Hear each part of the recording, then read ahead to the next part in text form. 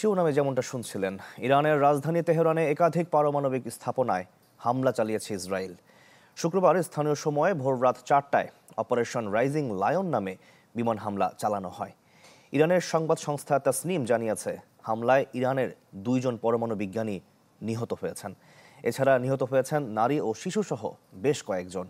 হামলা করা হয় তেহরানের ইসলামিক রেভলিউশনারি গার্ডের সদর দপ্তরে।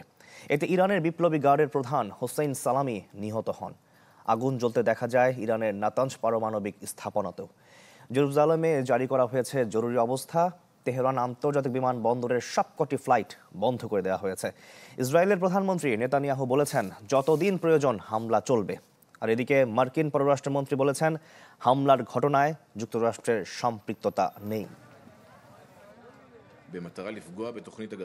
ইরানের পারমাণবিক কর্মসূচি লক্ষ্য করে হামলা করা হয়েছে।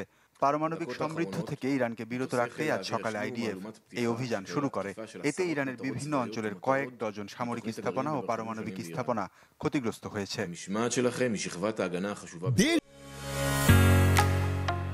ঢালাইয়ের সেরা প্রিমিয়ার সিমেন্ট।